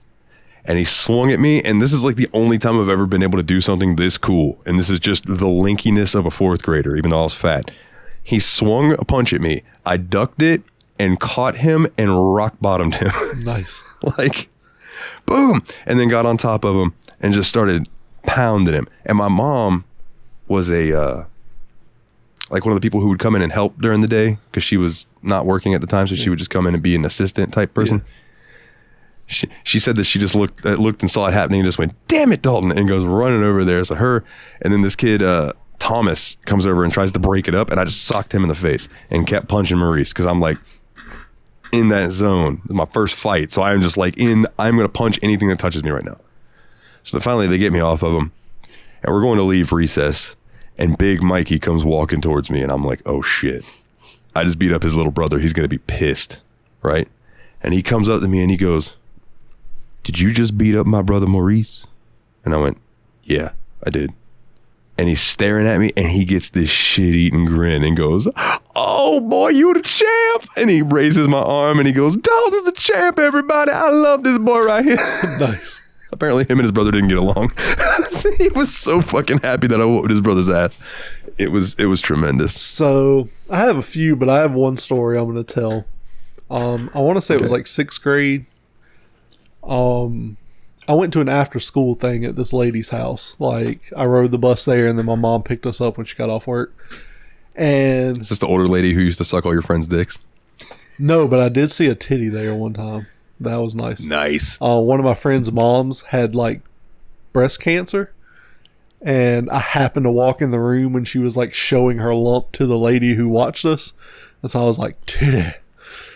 Kind of like saw it from around the corner and was like, oh, got all red in the face and shit. But no, so the lady, I want to say her name was Jeannie, and she was sick this one day. And I was always usually a pretty good kid. You know, we would watch wrestling and shit, and, you know, go in the back room and watch The Simpsons even though we weren't supposed to. But this one day, she was sick, like in bed, deathly ill. And for some reason, it was just try me day. So it started out, her daughter was watching us. Her daughter was like in her 20s, I think. She was watching all the kids. We're out there playing football. I'm like cornerback or whatever, and I go up and block a pass this kid's supposed to be catching. He pushes me. I push him back, you know, scruffle. And then we both get sent inside to sit down for 10 minutes or whatever. Go back outside, and went over to where the basketball hoop was, and there was one of those little like play school picnic table, like plastic picnic tables there. So I just sit on that watching them play basketball. And this kid Thomas came up to me. He sat down next to me and just like bumped me with his shoulder, right? So I bumped him back a little bit. He did it again, and I hit him again, and like he falls on the ground, and we start scuffling. Then get sent back inside. Yeah, then it's on. Come back out the next time, go to play basketball, and we're playing 21, I think. So I'm winning. I'm at the line to shoot my free throw, and this kid Brian comes up to me, and he was like smaller than me. I go to shoot my free throw. He like puts both hands and just like shoves me in the chest. I don't even move because he's so much smaller than me. He turns around and watches the shot, and when he turns back to me, I just go bam and just like open palm in his chest and like knock him back 12 feet or so. He starts crying. I get sent inside. This time she calls my mom. Is like, your son's been in 3 fights. You need to come get him. And I get sent home for the day. Like, I don't know, because I don't think I ever got in a fight before or after that at after school. But just that it was fucking Try Jeremy Day, and I won't fucking having it. So yeah, 3 little like, you know, not like UFC fights, like fucking grade school fights, pushing and wrestling and all of that shit. Yeah. But yeah, I remember a girl. To tell you how shitty elementary schools were when we were kids, we had the brand new playground that all the schools got. Well, they brought a dump truck load of gravel to spread out because gravel is the best thing to put around, you know, monkey bars and shit. Well, nobody ever spread the gravel out, so it was just a mountain of gravel. So, of course, we played King of the Mountain, King of the Hill, whatever you want to call it. And I remember this girl, like, pushing me, and I fucking did the sweet... In my head, it was the sweetest fucking, like, leg sweep in the world. It probably looked like shit, but I leg swept her, and literally swept her legs out from under her, and she went, like, straight on her back on this mound of gravel. And then I ran away so I wouldn't get in trouble. And I'm trying to think if there's any more I can think of. I didn't get in a ton of fights, but... This wasn't a fight, but you just reminded me of this time that Brandy was over at my house. I had my drum set set up. I think we had just got done having band practice. And I thought I was being so slick. I picked her up over my shoulder, and I was going to carry her off to do something. And I turned to say something to Dustin and pinged her head off the fucking side of a cymbal. Bang. Bam! And I was like, fuck! Right then and there I knew, well, she's not going to date me anytime soon. And it's been 10 years. I do remember one time, it wasn't a fight, but I was kind of an angsty, like preteen and teenager. And we were at church, and I didn't want to be there. And my cousin, who's like a few months younger than me, I was trying to play my Game Boy, and he was just following me around, just yapping, you know, just talking nonstop. And I'm just like, quiet, I'm playing my Game Boy, I want to be left alone. So I keep getting up, walking off. He keeps following me. So I remember going and sitting in the passenger seat of my mom's car. He gets in the way where I can't close the door and is standing there just talking. So I paused my Game Boy, I set it on the dashboard, I stood up and just punched him in the stomach as hard as I could. He like starts crying and runs off. I sit down playing my game. I went back, and this is the one thing I can remember the most about like my dad standing up for me. I went back in the church, and his dad, my uncle, like saw me and tried to say something to me, and I just went to walk past him, and he grabbed me and like pinned me up against the wall, and my dad came over and like pushed him and was like, "Don't you fucking touch my kid." And like I remember that vividly, and I was like, fuck yeah, fuck his ass up. But yeah, I just like, I wanted the motherfucker to stop talking. He wouldn't leave me alone. So I just stood up and just fucking reared back and punched him in the stomach as hard as I could. God damn. Yeah. What if you'd like ruptured his spleen or something? I mean, he would have fucking left me alone. Jesus. So the two that jump out to me was, one was after school. They had just put up this brand new fence, this aluminum fence around the parking lot, right? They were so proud of it. And me and my buddy Keith are standing out in front of the science wing. And to give a little backstory, my friend Shelby had started dating this kid named Sean. I don't give a fuck. His name is Sean Cascanet. He can suck a fucking cock. I can't give fuck him. Anyway,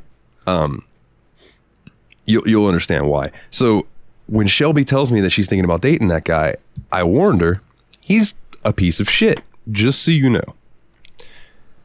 So Shelby, being the absolute fucking genius that this girl is, because let me tell you, dude, I've met rocks with more brains. I love Shelby to death, but she is stupid as fuck. She'll never hear this, so it doesn't matter. But like, I love her to death, but she's dumb. And Shelby goes and tells Sean, like, hey, my friend Dalton says that we shouldn't date because he thinks that you're a piece of shit. So they end up they date anyway. And now I have to deal with, anytime Shelby comes over and says hi to me or whatever, her boyfriend just starts talking shit to me. And I'm like, dude, I ain't got time for this.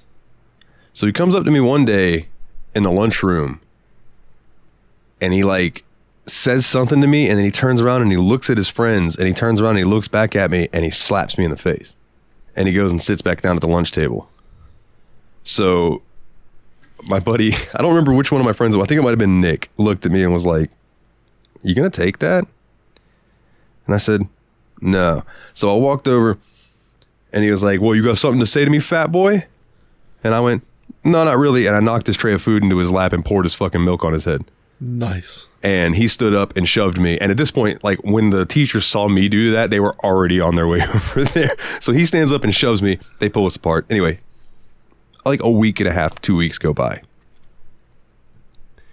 And my friend Stephanie, who was Shelby's best friend at the time, had also warned her about this kid. And he also talked shit to her.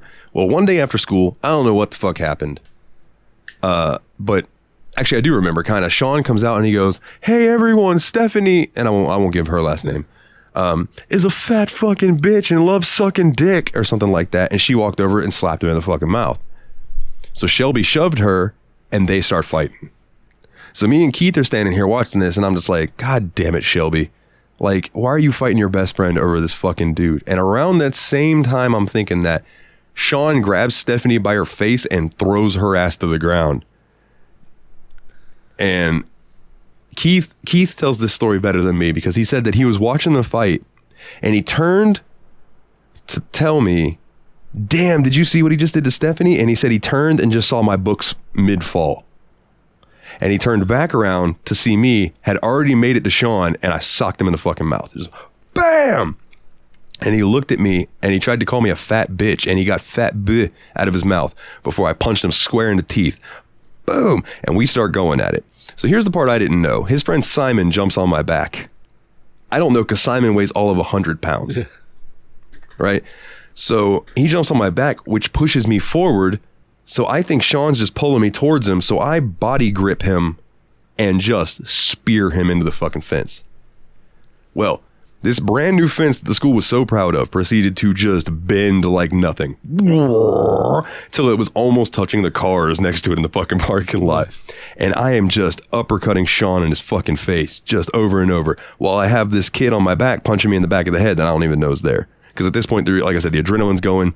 He's small. It doesn't matter. He is inconsequential. So they come over and a couple guys go to break it up. and one of my friends, Sean, is one of the ones breaking it up. And when they pull me off, I fall onto his ankle, broke his fucking ankle. Nice. So they stand up and Sean, the one I was fighting, is like, I just kicked your fucking ass. He's got blood pooling out of his nose and his fucking mouth. I look fine. And I was like, yeah, you keep telling yourself that. And Shelby looks at me shaking her head and goes, God damn it, Dalton. And I looked at her and was like, oh, you ain't got no fucking room to talk. I don't even want to look at you right now. And I walked away. Right. So that was the one fight that I was in at school, or not the one fight, but that was the fight that jumped out at me in school. The other one, I was at a party. And I was reminded of this from some pictures. But I was at a party and it was at this girl I knew, Rachel's house, and I was there with Brandy. So it was me, Brandy, Rachel, and a bunch of other people. Well, there was this kid, Kyle, and his friend, I don't remember his name. We'll call him Dale. All right, so there's Kyle and there's Dale.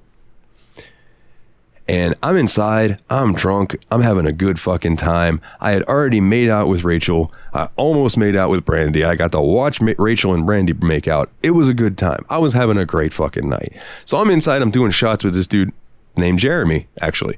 And he's a fucking weird guy. But anyway, all of a sudden, Rachel and Brandy come running inside like disheveled. Kyle and Dale are fighting in the front yard. You're the only one here big enough to break it up.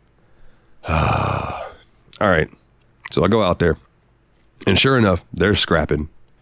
The lady who is dating Kyle is Kyle's best friend's mom. Nice. Welcome to Florida, ladies and gentlemen. Nice. So they're scrapping. I pull them apart. And, I try to pull them apart, and they just won't separate.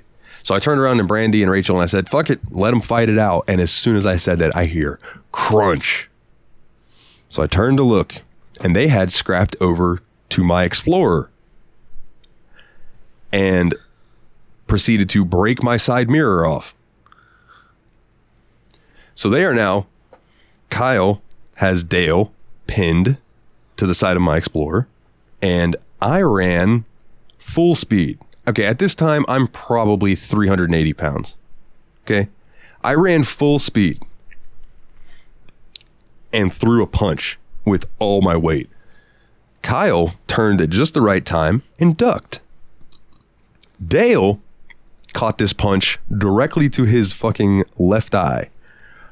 Boom! He dropped like a sack of potatoes. He is now on the ground, lights fucking out.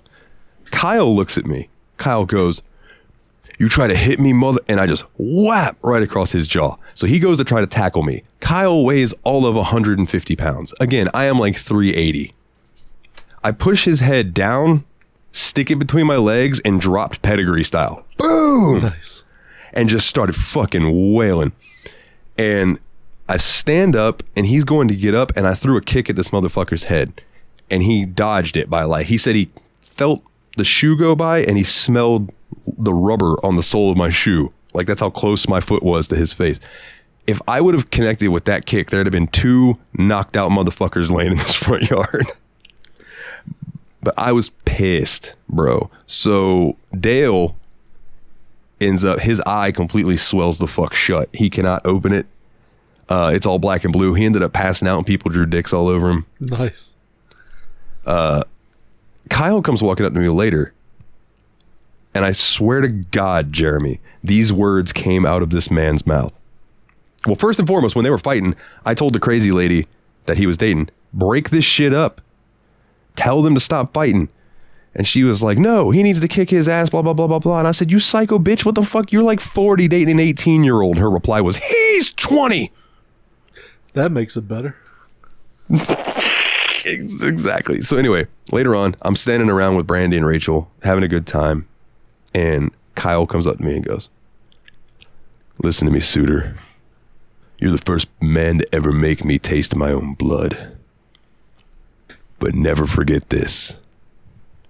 I am always the baddest motherfucker at any party. And I went, yeah, whatever, Kyle. I was like, bro, I literally just beat the shit out of you in the front yard. But whatever you say, dog, like, I'm going to keep enjoying my drink because I've calmed down. I don't care about you anymore. Go the fuck away. Oh, man. People are stupid, bro. Fights are dumb. I don't like getting into fights. I don't like want to fight but anymore. I will beat a motherfucker with another motherfucker. Oh, yeah. I will rip your arm off and beat you to death with it. Yeah, like, I don't fuck around, bro. I will fucking... Oof. Dude, okay, so... Even though she might hear this, like, whatever, I don't care. So I'm at work the other day. And this guy came in who... let's word this carefully. Someone I care about very closely, he got her pregnant and then bailed. And has nothing to do with the kid. And this particular kid means a fucking lot to me. So when he came into the store, he knows how I feel about him, right? Like, he knows, he's known for a long time because there was a one time where I confided in him a lot of stuff. And he immediately went and told everything to the person that I confided in him about. And then he knocked that person up. So like, I don't have a very high opinion of this guy. So he comes in and I have to ring him up, and he would not look me in the eye, Jeremy. He would not look me in the eye at all. I even told him, have a good day, Tim. Dude, yeah, you too, man. Wouldn't look me in the eye. Comes back in later with some girl, and he's being rang up, and I walked over and just being a dick. I was like, did y'all find everything okay? Is there anything I can help you with? Didn't look me in the eye again. And I just so wanted to be like, you're goddamn right, motherfucker. You don't deserve to look at me in the fucking eye because you're not a goddamn man. You are a piece of shit. And I so bad. Again, I'm not a fighter, but I wanted to break his fucking jaw with no warning. Just bam. That's for being a fucking scumbag of a human being. But anyway, man, you can tell I've been sick in my voice, can't you? Yep. Because it's starting to get where I'm like talking from the bottom of my throat. Yeah. Deep throat. Let's move the fuck on. If you could name something that you would want for your birthday, what would it be? It can be physical. It can be just something you'd like to do. What would you like for your birthday, my good sir? When is your birthday? My birthday's in March, so I got a little while. Okay. Trying to think of what I want to do for my birthday. You want me to go first? Yeah, go for it. So my birthday's in January. I don't know if I would get to do this in January, but for my birthday, I would like to get Brandy and Daphne together and come up to North Carolina and come visit you. Like, I talked to her about that the other day, and she was like, well, around holidays and the new year might be hard, but she is, absolutely down to go. So it's just figuring out when. Oh, yeah. But I definitely, I want to do that, man. I want to come to North Carolina and come hang out. I don't know how long, maybe a few days, but. I mean, it sucks up here, but yeah. It'd be chill. We find something to do, dog. I mean, Diana wants to come to Florida soon, so. It fuck sucks down here, bro. Yeah. Don't come during the summer. It sucks everywhere. Bro, you guys are better off if you want to come visit Florida. Come in November, in the middle of November. Because it'll be 70, 75 degrees. Oh, yeah. And because there have been times, bro, during the summer, you just don't want to be here during the summer. It is excruciating sometimes outside. I just believe brutal. Fucking, 100 degrees, real feels 109, 100% humidity.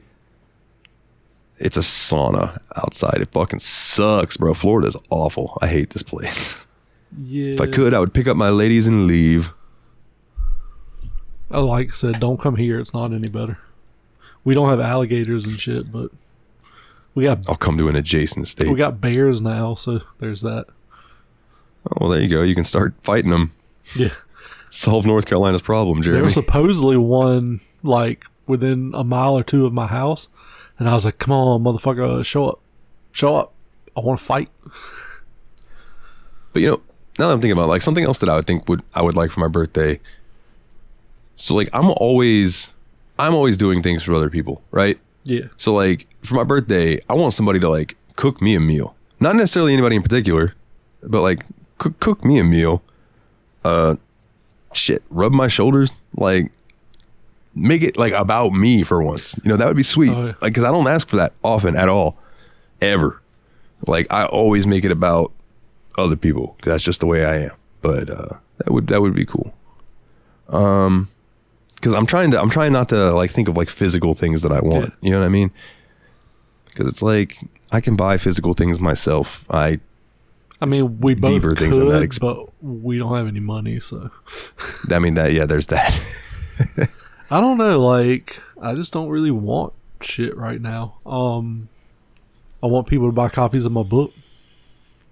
You can help me out because I'm unemployed now. I think Dalton added it to the show notes. I don't know. Yeah, weeks ago. Yeah. I want a signed copy still, though. Yeah. So we need to hash that out. Yeah. I got some stuff I got to send you anyway, so. I'll send you some Kizash. Yeah. Some Kizash. Well, word. I was just curious, because I didn't know when your birthday was. Yeah. So I was like, not till March. Yeah. So yours maybe a couple months out. Well, maybe I'll come up around your birthday. Maybe concert tickets would be cool. I don't know. No, that would be fun, but I wouldn't want to. We couldn't bring Daphne to like a concert like that though. So I don't know. We'd have to work something out. We'll figure it out. Depends on who it is. Yeah, I mean, if we're going to see like the Wiggles, then absolutely. She could go to like 90s alternative concerts. She's 4. I don't know if she'd have a good time. She's like 4. I mean, you get lawn passes. You can let her like watch her iPad or something. That's all kids do nowadays anyways. You're not wrong. Although she does quite enjoy playing music with me, breaking out the guitar and the ukulele. Get her one of those $15 beers and give her iPad. She'll be out in like 30, 45 minutes. Jesus Christ. Yeah. Parenting advice from Jeremy. Yeah. What's your song of the week, my good sir? My song of the week, since I went to see him in concert last night, a little song by Busta Rhymes called I Know What You Want. Do you remember that song? Refresh me. What is it? Refresh me, good sir. I'm trying to think of how the verse starts or how the hook starts. It's like, starts off with the Jeremy. I know what you want. You know I got it, baby. If you give it to me, you know what I want. It's the one with Mariah Carey. It doesn't ring a bell. You've heard it. I'm sure I have. Yeah. But anyways, that's my song. He did play that one at the concert. It was pretty good. But what about you? When I read this earlier, this made me laugh. I was saying "Is Mine," saying that's my song of the week. That's not part of the. So it's by a band called Khonsu, Khonsu, and the name of the song is "A Dream of Earth." This song is really cool to me, like, because it starts off with this like droning guitar riff, and that guitar riff just plays the rest of the song while everything else, like all the electronic stuff, builds around that to where it's almost part of the rhythm track. And it's just such a cool experience. It's like 7 minutes or so long. Put in some earphones and just kick back and enjoy it because it's a good fucking song. Good fucking song. Listener song of the week came in from Dane himself. And one second. And so his song was Bumblefoot. By the band Bumblefoot, and the song is called "Guitars Suck." And when I listened to this song, I realized that if you want to know what it's like to start having an anxiety attack, listen to that song, because there's so much going on all at once in certain parts that's what your brain's like when you're having anxiety fucking problems. But yeah, all right. We got some questions from the listeners. Questions. I did put out feelers to a couple different people to see if they had questions, but they didn't get back. So we'll go with what we had. The first one comes in from Kana. Welcome back, Kana. You have a time machine, but it only works for going to see concerts. What bands are you seeing? So my first and foremost answer is Prince. I feel like seeing Prince around the era that Purple Rain came out would be like a next to God experience. I would want to see Prince at that Super Bowl halftime show he did, where he just fucking kills. The first time I was ever like, holy shit, Prince is a really good musician. Oh yeah. Because I never knew. I only knew When Doves Cry, Little Red Corvette. I didn't know he was a fucking shredder. 50 Cent talked about him. He was like, because that guy his guitarist came out, ripped that heavy ass solo. And 50 Cent was like, man, I wish I knew how to play the guitar. He's like, I was skipping music class. I had to go make money. He's like, what he said? He said, man, he's like Prince. He's like, but I'm talking about like Purple Rain Prince. He's like, man, this player came out with his ass cut out of his jeans, and y'all let it. He's like, and you know why? He's like, if I came out here with my ass hanging out, it's like, y'all, I don't even want to see myself with my ass hanging out on stage. He's like, and you know why? Because I can't play the guitar. If I could play the guitar, y'all would be all right with it. So I have a few answers for this. I would like to go back and see Typo Negative before Peter Steele died. I would like to go back and be at the Ed Sullivan show the night the Beatles played for the first time for American audiences. Like, because that was a fucking moment. You hear what I mean? Oh, yeah. I would like to say I want to go back in time and go to Woodstock, but I don't. I'm not a music festival person at all. I like festivals, but dude, Woodstock was too many people. Yeah. Go to that Metallica concert where like 1 million people showed up. Oh, that was it in Russia? Yeah. I think with that Metallica show. Yeah, Jesus, bro. I mean, it would be cool if you could like pop in for a song. Yeah. To just experience that amount of people singing along, but then get to leave and not have to sit in traffic for 2 days to get out. I want to go to that concert, but like in a helicopter, so I could just see what it looks like to have 1 million people standing in a pile. Like, how much square footage does that take up? Like, I just want to see it with my own eyes. I would also, and I feel like you would probably join me on this. I could be wrong though. Go back in time to like peak Michael Jackson. Yeah, probably. And go see that live. Like Thriller Michael Jackson. Well, see, I'm thinking a little after that. Once he had honed his craft a little more, maybe like The Way You Make Me Feel. Yeah. So what was that? Danger? That album, I think, like that era. I think so, yeah. I think it was called not Danger Zone, but it was because that was the album that had So Just Leave Me Alone, Leave Me Alone. Now, I love Michael Jackson's music, dude. Weird guy, but I want to go back to concerts, but there's some people like Busta. I would like to go back to like 95, 94 and see a Busta concert. I'd love to go back to like early 2000s and go to an Eminem concert. You know, go back and see NWA, shit like that. Like, yeah, because it's one thing to see them now, but man, to see them in their prime is just something else. Yeah. Oh, I completely agree. You know, I'd like to go back and see Metallica in their prime. Yeah. Megadeth, you know, all these bands like that too. Yep. Like go back and see Slipknot when they were touring their first album and they all had that fucking rage inside them and they were beating the shit out of each other on stage. Like Clown walking up and just yanking on Corey's dreads and pulling them out and shit. Oh, yeah. Dude, so I remember it's ridiculous. There was a Ozfest, I think, was coming to Charlotte, and it had to be like early 2000s, maybe like 02, 01, and Drowning Pool was playing. This is like shortly after their debut album came out, and I begged my mom to let me go. I was like 15, 16 years old. Now, I completely understand her saying, no, you're not going to drive 3.5 hours away to go to a weekend-long music festival. Completely understand. Then I was devastated. And then like a week after that show, the lead singer for Drowning Pool OD'd and died. And I like yelled at my mom, like, you didn't let me go and now he's dead and I'll never get to see him in concert, and like just so fucking pissed off about it.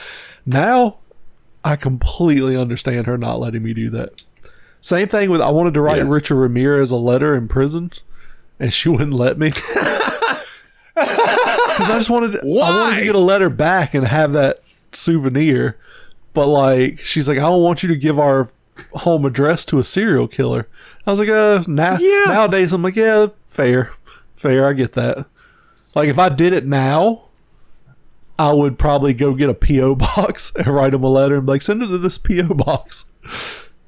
And, you know, you talking about your mom not letting you go to Ozfest. I remember me and my buddy Paul and Dustin, we had a band at the time. We were going to go see Typo Negative in October.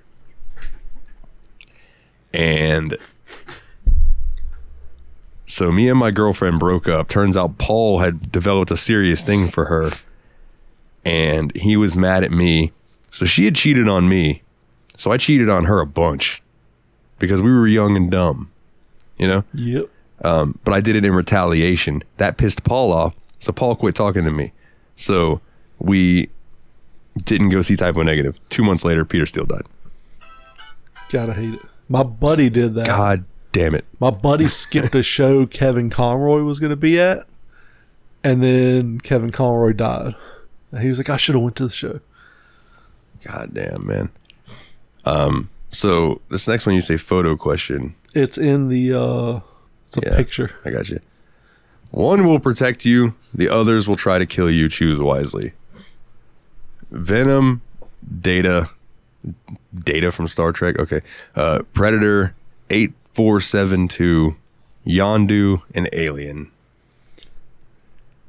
I'm picking Predator. So I thought that, but Predator's been beaten. Alien's been beaten. Yondu's been beaten. I'm not sure who 8472 is. Me neither. Looks like a Star Wars character. I'm going to look this up. While you're doing that, Venom has also been beaten. Yeah. So Species 8472 is a fictional extraterrestrial species in Star Trek Voyager.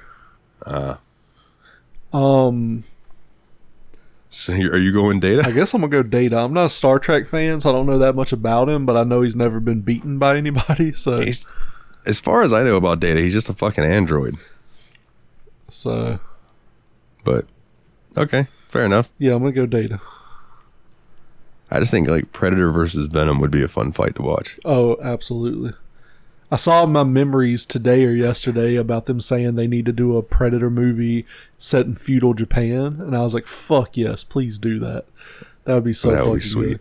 Because like they did Prey with like, you know, back in Native American times, and it was fucking phenomenal. I thought so. Like, why not do that? Do Predator movies in different time eras. Like a Western Predator, bro? Yeah, imagine a Western Predator. Imagine like colonial times Predator, feudal Japan, fucking medieval Predator. Fucking dudes go out there with fucking like they got suits of armor on, and one of them's heads just explodes. They're like, "What the fuck?" Fucking no, sorry, it would be like, "What in thine fuck?" The Crusades. Like imagine during the Crusades. And they convert all the Predators to Jesus. Yeah. And so now they're Predators for Jesus, like the Catholic Church. Yeah, the Predators show up and some Catholic shows up. He's like, we're the only Predators around here. And then it becomes Trinity blood, except instead of vampires, it's the Catholic Church versus fucking Predator. Yes, bitch. Trademark YABSPOD. They got to give us money if they ever do that. Oh, man. So the next question comes in from Adam from Down Under. Jeremy, did you self-publish your book? And if so, how did you go about it? My wife wants to self-publish a small book of poetry that she has been writing. Yes, I did self-publish through Amazon. You can look it up. It's called Kindle Direct Publishing. I don't know how it works over there, so you'll have to look into that, but that's what I did, and you can download like apps to help you format and all of that stuff. And I like made my own covers. You can get somebody, like I can help you make a cover. You can get somebody, or they have generic covers you can use. But yeah, it's really easy and it's free. So it's basically a commission thing. Like you get paid X amount for each book that sells, and you don't have to put any money into it. So that's why I went that route. I wonder if they accept erotica. Probably not, but maybe. You could always check. Could check. Could look into it, because I could do erotic short stories. I like writing that stuff. Be an extra little money thing for me to do. Yep. I got to get the fuck out of Walgreens. I don't blame. Fenris, is there a word that you struggle with when texting? For me, it's thank. It usually comes out as thack or thabk. Yeah. So I fuck up LOL all the time. It's either LLL or LOP. I've sent many a lop. Many a lop. My problem, and I don't know, this is just something crossed in my brain because I do it when typing on a keyboard and on the phone. I will type a word out and just swap 2 letters on accident. Like so I'll use the word thread, for example. Yeah. THREAD. It'll be like THERAD. Yeah. It's like I'm typing with one finger, like one hand faster than the other or something. You know what I mean? And I fuck up the word guard a lot. I can never remember if it's AU or UA. I do that a lot. And I'm pretty sure it's guard, so I think it's GUARD. But I don't know. I think it's GAURD. Let's find out right now. See, this is exactly what the fuck I'm talking about. It happens a lot to me with words that have 2 vowels together. I mix them up a lot. No, it's GUARD. I was right. Okay. But I spell it both ways all the time. And then there's another word too that I can't remember what it is, but Ryan used to always call me out. He's like, bro, you always spell that word wrong. And I don't remember what it was though. It doesn't matter. So yeah, there you go. You're not alone, Fenris. Yeah. So Dane himself, fuck, marry, kill the MCU versions of Iron Man, Thor, and Captain America. This is easy for me. So you know I'm fucking Chris Hemsworth. I'm fucking the shit out of Thor. I think I'm gonna marry. I think I'm gonna marry Captain America because Tony Stark has more cool shit, but he's a pretty shitty partner. Like, he's always gone. He's always getting himself in danger. Whereas Captain America, I feel like, is going to treat you right and he's going to be dependable. Okay. I'm marrying Iron Man. I want that money. I mean, yeah. And then I think I'm going to fuck Thor because long-haired dudes rule. And I'm going to kill Captain America. Chris Hemsworth's just fucking an Adonis of a good-looking dude. He's a fucking great, I mean, they're all 3 good-looking dudes. Robert Downey Jr. is not really my type, but he's good looking for his age, though, bro. Like, for his age, he does not look as old as he is. Okay, so the next fuck, marry, kill. As of today, not on release, the PlayStation 2, the Xbox, and the GameCube. I'm gonna let you go first. I am marrying the PlayStation 2. I'm gonna fuck the Xbox. I'm gonna kill the GameCube. Probably the same. Take that back. No, because NBA Street 2. So my favorite version of NBA Street 2 or NBA Street Volume 2 was the GameCube version. But I almost wonder if that's because that's the easiest version to emulate these days. Maybe. So that's the version that I've played and I'm used to it now. But I love the PlayStation 2. That was the definitive winner of that actually, I'm era, gonna mix it in my up. opinion. I'm gonna fuck the Xbox. I'm gonna marry the GameCube, and I'm gonna kill the PS2 because I'm not an RPG person.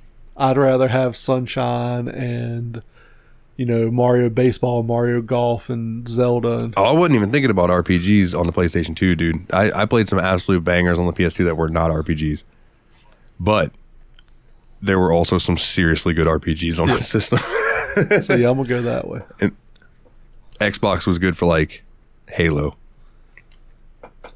So you know what? Now that I'm thinking about it, I'm gonna marry the PlayStation 2. I'm gonna fuck the GameCube. I'll kill the Xbox because you could just play everything Xbox on PC anyway. Fuck it. All right, this next question, bro. Fuck, marry, kill. Racial stereotypes, gender stereotypes, religious stereotypes. I don't really understand. I'm going to marry religious stereotypes. I don't really understand this one. So I'm going to marry religious stereotypes because most of them are true, to be honest with you, that I've come to realize, to myself at least. I'm going to fuck gender stereotypes because I think that more often than not, they're more true than racial stereotypes, though gender equality is still like a thing that I think should be like absolute. But like if you're a white girl, I'm going to assume you like pumpkin spice. Oh, right. Like if you like Nate's a white girl because he is all about pumpkin spice latte. Diana's going to get so tired of me because like Every time she talks about some shit she likes, I'm like, that's so fucking basic. I'm like she had a big sign that said something like, you know, in this house grows love or some fucking basic white girl shit, right? And she's having to move, so she was like going to give it to my mom. I was like, yeah, she probably like it. So she gave it to her. She's like, I knew she would love it. I was like, of course she did. She's a fucking white woman. That's white woman shit. It's like, I walked into Brandy's bathroom one time and it was like, we appreciate your company, but we aim to please you while you're here, so please aim in the toilet or something like that. And I went out there and I was like, really? And she was like, that was here when I moved in. I just never took it down. I'm like, all right, if you say so. Her white girl had to leave. Her white girl inners had to leave it up there. She tried to take it down and her hand started shaking. And she's like, it's got to stay. I can't do it. I just can't. But I'm gonna kill racial stereotypes because, dude, I mean, there's enough division in the country. We don't need like racial division, and stereotypes just kind of add to that. And I don't know. This is an awful question, Dane. I'm gonna pull a wild card and I'm gonna kill all three because fuck stereotypes. Be your. Oh, you can't do that, motherfucker. You have to do it. It's a fuck, marry, kill. I just did it. That is okay. I want it on record. Jeremy is a bitch. I just did it. I want in the Discord. Hashtag Jeremy is a bitch. You're a bitch because you did what you were told. I'm bucking the system. Jeremy is a bitch. The new unemployed Jeremy is a bitch. wild card. Hashtag Jezza the bitch. Unemployed instead of Jezza the wizard or the evil wizard, he's Jezza the evil bitch. So Jezza, unemployed Jezza is a wild card. Yeah, so yeah, fuck the next question comes in. Even though a lot of times they are true, fuck them anyways. So our boy from down under asked the rest of the questions. So the rest of the questions are from Adam. What is the most underrated video game console?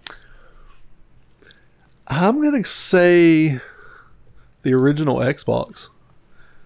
Because while it didn't have the hugest game library, like, bro, you could download music from CDs to it and then incorporate them into your games.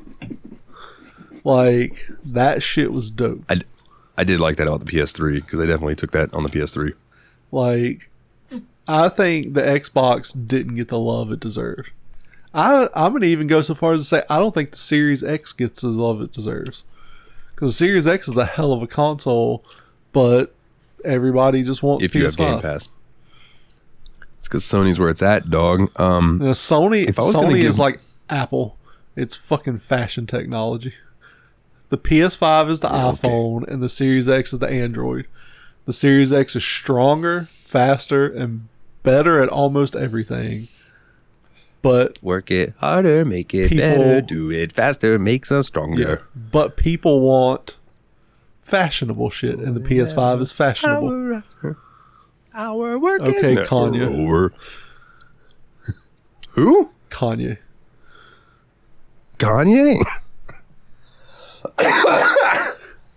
You about killed me. Hold on. Kanye? Motherfucker, that is Daft Punk, and don't you ever disrespect. I know he sampled it. I don't give a fuck. I don't give a fuck. That is Daft Punk. Fuck Kanye West.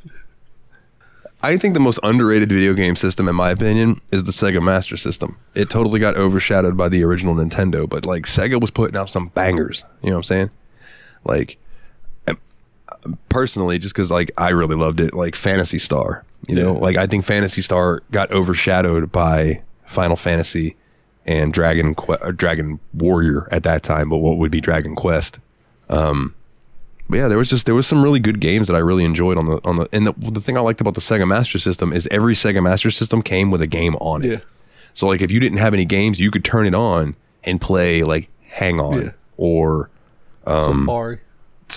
Some of them had, or Safari, or some of them, like, even though, like, they're rare, but they had the original Sonic the Hedgehog. Yeah, that was, like, late release consoles. Bro, if I could find one of those in the wild, I want it. I want it bad, bro, but I'm not dropping $400 for it. Problem is, you would literally have to buy every Master System you ever found, take it home, and test it out. And here is where Jeremy's internet computer I don't know why. His audio ended right here. So that's going to be all for this week's YABSPOD. We love you all very, very much. If you would like to send us an email, yetanotherbspod@gmail.com, facebook.com/yetanotherbspodcast. You can find us over there. If you want to check us out over on Twitter or X, whatever you want to call it now, at YABSPOD. You want to check out the website, which is now up to date from one Mr. Dane himself, yabspod.wordpress.com. And if, first and foremost, never the least, whatever the fuck I'm trying to say, I am very, very stoned and it's late and I'm just now realizing his audio track is fucked. So, if you'd like to donate money, it means the most to us. Patreon.com/YABSPOD, YABSPOD, all capital letters. Donate $1 a month. You get the episodes early. You get your name read out on each and every episode. And if you donate $5 a month, you get all of that plus extra episodes that we post up on the Patreon just for the supporters. Shout out to Jeff, Kana, Mehgan, Team Retrogue, Ostara, Brian, and Adam. You guys rock. So that is going to do it for this episode of YABSPOD.